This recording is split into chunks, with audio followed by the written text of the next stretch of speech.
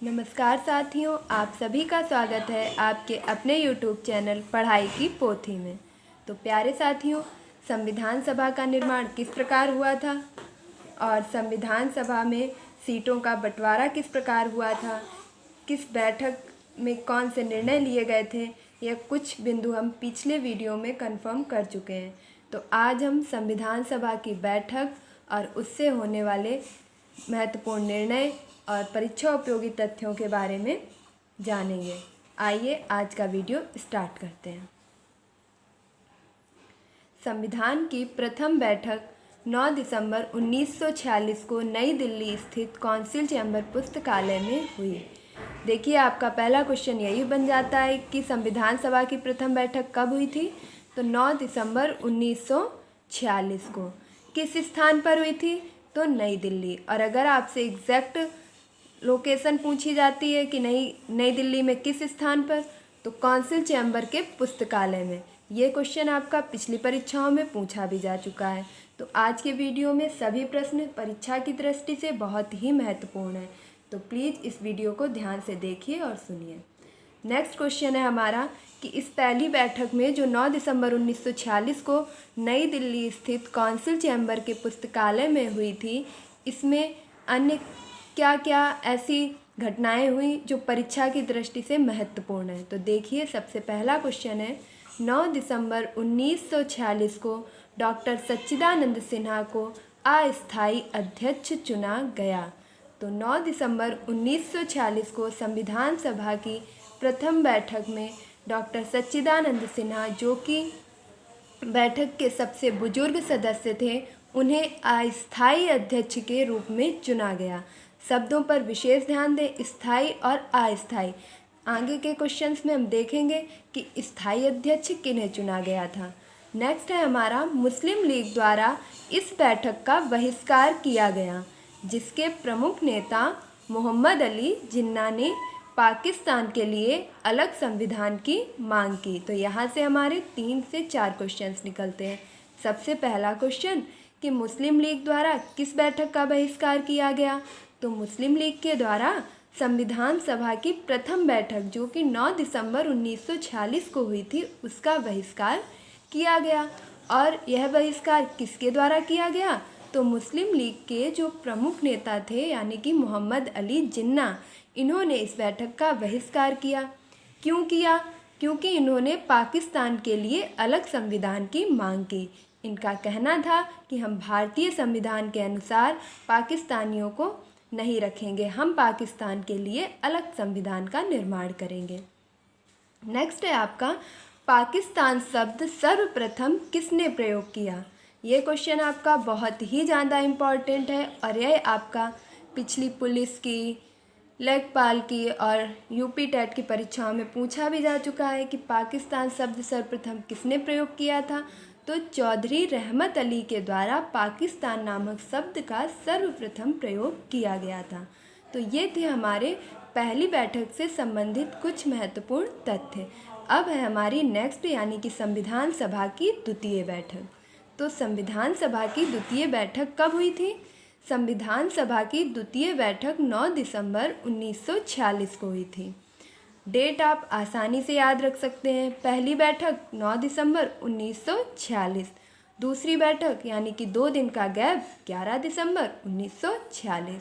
और इस बैठक में महत्वपूर्ण घटना थी, संविधान सभा के स्थायी अध्यक्ष के रूप में डॉक्टर राजेंद्र प्रसाद को निर्वाचित किया गया। इसके पहले आपने देखा कि संविधान सभा की प्रथम बैठक में डॉक्टर सच्चिदानंद सिन्हा को अस्थायी अध्यक्ष चुना गया और संविधान सभा की द्वितीय बैठक, जो कि 11 दिसंबर 1946 को हुई थी, इसमें डॉक्टर राजेंद्र प्रसाद को स्थायी अध्यक्ष चुना गया।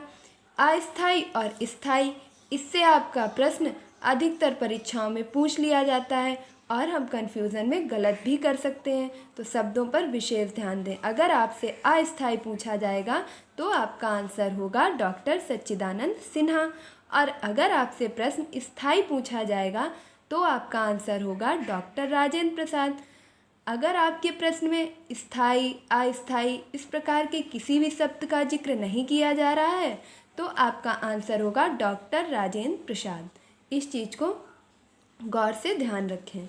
नेक्स्ट है आपका संविधान सभा की तृतीय बैठक। तो संविधान सभा की तृतीय बैठक कब हुई थी? 13 दिसंबर 1946। डेट याद रखना, मैंने पहले ही बताया, बहुत आसान है। आप पहली बैठक की डेट याद कर लीजिए और उसमें 2-2 ऐड करते चले जाइए। पहली बैठक 9 दिसंबर 1946, दूसरी बैठक 2 दिन बाद 11 दिसंबर 1946, तीसरी बैठक 2 दिन बाद 13 दिसंबर 1946। तो अब देखते हैं कि तृतीय बैठक में आपके क्या महत्वपूर्ण प्रश्न निकलते हैं। तृतीय बैठक नेहरू द्वारा पेश किए गए उद्देश्य प्रस्ताव के साथ शुरू की गई, जो बाद में प्रस्तावना का आधार बना। तो तृतीय बैठक में पंडित जवाहरलाल नेहरू ने उद्देश्य प्रस्ताव प्रस्तुत किया और इसी उद्देश्य प्रस्ताव को आगे चलकर संविधान की प्रस्तावना के रूप में चुना गया।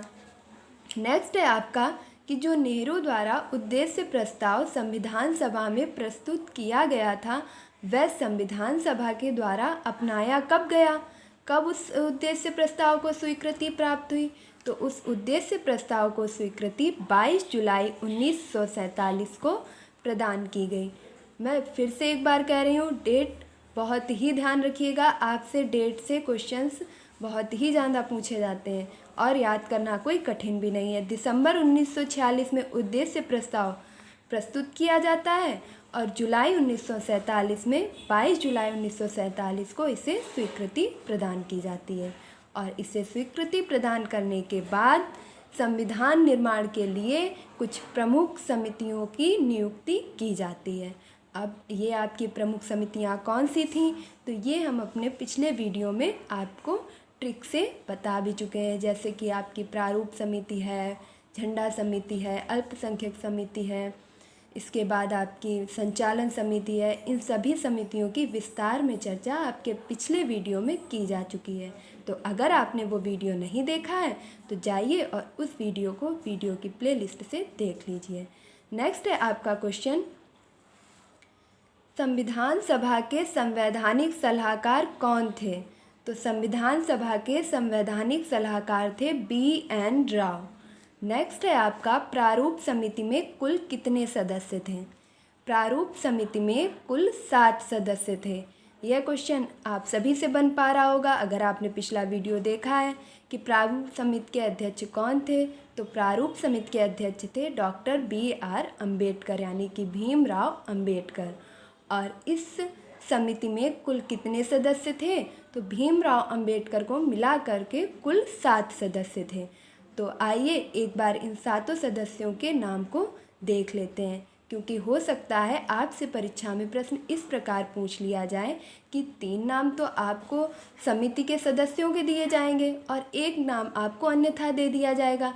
प्रश्न आपसे किया जाएगा कि इनमें से प्रारूप समिति के सदस्य कौन नहीं हैं। वहाँ पर आपको 7 सदस्यों के नाम याद होना बहुत ही ज़रूरी है। तो आइए बहुत सरलता से हम इस क्वेश्चन को भी कर लेते हैं।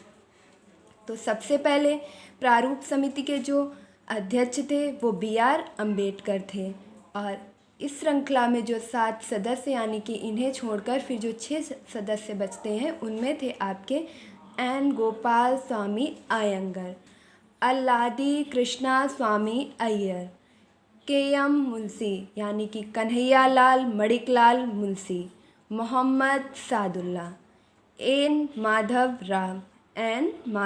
राव, D.P. खेतान। और D.P. खेतान की मृत्यु इस प्रारूप समिति का कार्य पूर्ण होने के पहले ही हो गई थी। इस कारण 1948 में D.P. खेतान की जगह पर T.T. कृष्णामाचारी को नामित किया गया था और इन्हें सदस्य के रूप में बचे हुए कार्यकाल को पूरा करने के लिए निर्वाचित किया गया। तो यहाँ पे आपके कौन कौन से सदस्य थे? N. गोपाल स्वामी अयंगर, अल्लादी कृष्णा स्वामी Iyer, K.M. Munshi, Mohammad Sadulla, N. Madhav Rao, D.P. Khetan और इनकी मृत्यु के बाद T.T. कृष्णामाचारी। तो इन नामों को हम कैसे याद रख सकते हैं? आइए एक बार ट्रिक से देख लेते हैं। आप देख रहे होंगे कि इन सभी नामों में कृष्ण जी के पर्यायवाची हैं, जैसे गोपाल स्वामी अयंगर, कृष्णा स्वामी अय्यर, के.एम. मुंशी यानी कि कन्हैयालाल मणिकलाल मुंशी। नेक्स्ट है आपके एन माधव राव। तो 4 से 5 नाम आपको यहीं याद हो गए हैं, गोपाल, कृष्ण, कन्हैया, माधव, ये सभी किनके पर्यायवाची हैं? कृष्ण के। और ये सभी कहाँ जाते हैं? तो खेत में। कहाँ जाते हैं? खेत में। और वहाँ जा कर के इनकी मृत्यु हो जाती है। और मृत्यु के बाद फिर से कौन आते हैं? कृष्ण। फिर से कौन आते हैं? कृष्ण। तो ये सातों सदस्यों के नाम आप आसानी से याद रख सकते हैं। गोपाल, कृष्णा, कन्हैया, माधव, और ये सभी जाते हैं खेत में और इनकी मृत्यु हो जाती है। उसके बाद पुनः फिर से श्री कृष्ण ही आते हैं। सिर्फ आपको नाम याद रखना है। तो एक मोहम्मद सादुल्ला। नेक्स्ट है हमारा क्वेश्चन, संविधान निर्माण में कुल कितना समय लगा? तो हम सभी जानते हैं भारत का संविधान बहुत ही विस्तृत संविधान है, सबसे बड़ा संविधान है, लिखित संविधान है, कठोर और लचीला दोनों प्रकार का संविधान है। तो इसे बनने में कुल 2 वर्ष 11 माह और 18 दिन का समय लगा था। एक बार फिर से बोल दीजिए, 2 वर्ष 11 माह 18 दिन। देखिए, बेहतर होगा कि आप चीज़ों को मेरे साथ साथ दोहराते जाएं, तो आपको इस वीडियो को दोबारा देखने की ज़रूरत नहीं होगी। नेक्स्ट है आपका, संविधान के प्रारूप पर कुल 114 दिन बहस हुई थी। और अगला क्वेश्चन है आपका, संविधान सभा द्वारा संविधान कब अपनाया गया? तो हम सभी जानते हैं कि संविधान को बनने में 2 वर्ष 11 माह और 18 दिन लगे थे। इसके बाद इस संविधान को 26 नवंबर 1949 को पारित किया गया। मीन्स संविधान सभा के सदस्यों के द्वारा अपनाया गया। यहाँ इसका मतलब ये बिल्कुल भी नहीं है कि संविधान लागू कर दिया गया। संविधान लागू नहीं किया गया, ये संविधान सिर्फ संविधान सभा के सदस्यों के द्वारा अपनाया गया। किस तिथि को? तो 26 नवंबर 1949 को। और इसी 26 नवंबर 1949 को जब हमारा संविधान संविधान सभा के सदस्यों के द्वारा अपनाया गया, पारित किया गया, इसी दिन को हम 26 नवंबर को आज भी विधि दिवस या कानून दिवस के रूप में मनाते हैं। तो हम विधि दिवस कब मनाते हैं? 26 नवंबर को। इससे रिलेट आप ये भी रख सकते हैं कि हम दुग्ध दिवस भी 26 नवंबर को ही मनाते हैं। नेक्स्ट है आपका, 26 नवंबर 1949 को संविधान में कुल 395 अनुच्छेद, 22 भाग और 8 अनुसूचियाँ थीं। आपका प्रश्न पूछा जाएगा कि मूल संविधान में कुल कितने अनुच्छेद थे, कुल कितनी अनुसूचियाँ थीं, कुल कितने भाग थे? तो आपका आंसर होगा कि मूल संविधान से मतलब है जब संविधान लागू नहीं किया गया था, सिर्फ संविधान सभा के द्वारा अपनाया गया था, बनकर के पूर्ण हुआ था। उस समय मूल संविधान में कुल 395 अनुच्छेद, 22 भाग और 8 अनुसूचियाँ थीं।